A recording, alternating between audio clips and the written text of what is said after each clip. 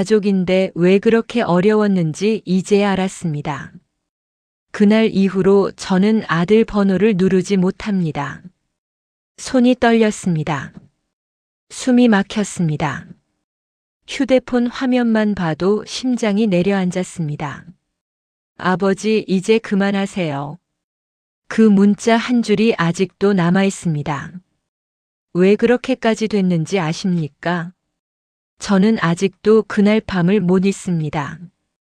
지금 생각하면 별일 아니었습니다. 그런데 저는 끝까지 자존심을 붙잡았습니다. 그게 문제였습니다. 오후 11시였습니다. 장례식장 대기실 의자에 혼자 앉아 있었습니다. 찬 바닥 냄새가 올라왔습니다. 커피는 식어 있었습니다. 그때 손자한테 음성 메시지가 왔습니다. 할아버지, 아빠도 많이 울어요. 저는 거기서 무너졌습니다. 왜 아들이 저를 피했는지, 왜 며느리가 전화를 끊었는지, 왜 손자 목소리까지 떨렸는지, 그 이유를 그제야 알았습니다. 3년 전 겨울이었습니다.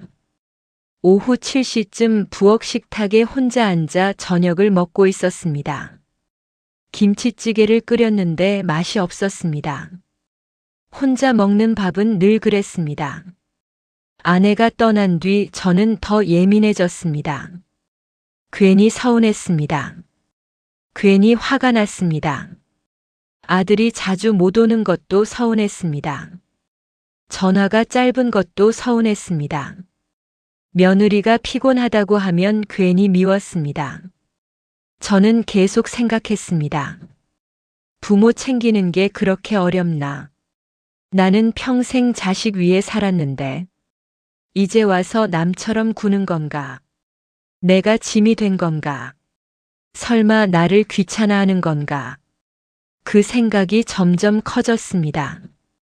그날 아들이 늦게 집에 왔습니다. 밤 10시였습니다. 현관문 열리는 소리가 났습니다. 아들 얼굴이 반쯤 죽어 있었습니다. 회사 일 때문이라고 했습니다. 병원도 다녀왔다고 했습니다. 그런데 저는 그 말보다 먼저 서운함이 올라왔습니다. 살아는 있네. 저는 퉁명스럽게 말했습니다. 아들은 한참 가만히 있었습니다. 그리고 조용히 앉았습니다. 그때까지만 해도 저는 몰랐습니다. 그날이 마지막 식사가 될 줄은 몰랐습니다. 살아는 있네. 저는 그냥 서운해서 한 말이었습니다. 그런데 아들 표정이 굳었습니다. 손자도 숟가락을 내려놨습니다. 저는 그때 왜 멈추지 못했는지 아직도 후회합니다. 며칠 뒤 병원에서 전화가 왔습니다. 아들이 쓰러졌다는 말이었습니다. 저는 다리가 풀렸습니다. 급하게 택시를 잡았습니다. 새벽 1시 응급실 앞은 조용했습니다. 며느리가 울고 있었습니다. 그런데 저를 보자마자 고개를 숙였습니다. 저는 화가 났습니다. 왜 진작 말 안 했냐고 물었습니다.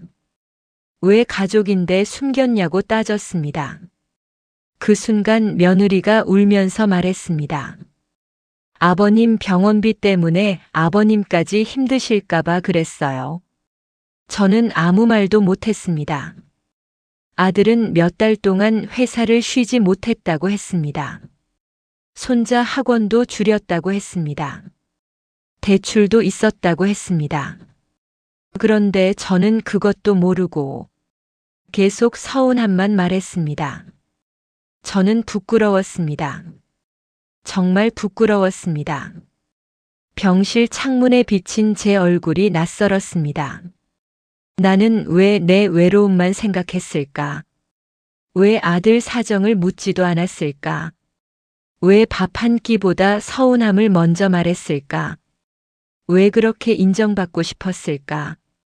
왜 그렇게 자존심만 세웠을까? 머리가 멍했습니다. 그날 이후 아들은 연락이 뜸해졌습니다. 전화도 짧았습니다.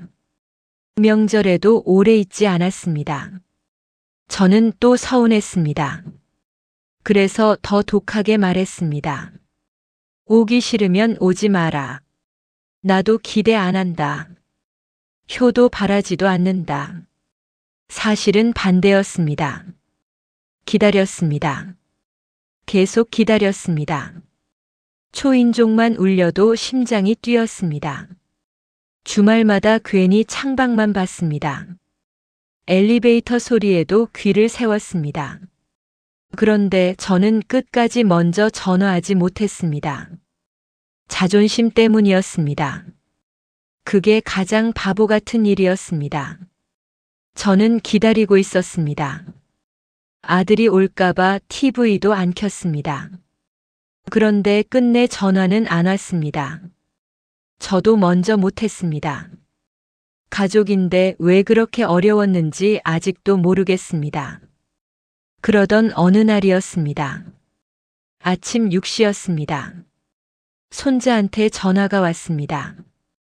할아버지 아빠가 쓰러졌어요. 저는 정신없이 병원으로 갔습니다. 복도 바닥이 흔들리는 것 같았습니다. 아들은 중환자실에 있었습니다. 그 모습을 보는 순간 저는 무너졌습니다. 괜찮다고 믿었습니다. 젊으니까 버틸 줄 알았습니다. 언젠가 다시 웃을 줄 알았습니다. 그런데 아니었습니다.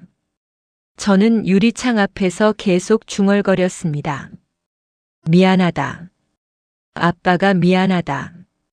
내가 몰랐다. 눈물이 멈추지 않았습니다. 며느리가 제 옆에 앉았습니다. 그리고 조용히 말했습니다. 아버님, 사실 아버님 외로우실까봐 애가 더 버틴 거예요. 그 말을 듣는데 가슴이 찢어졌습니다. 아들은 저를 버린 게 아니었습니다. 오히려 저를 걱정하고 있었습니다. 저는 그것도 모르고 상처만 주고 있었습니다.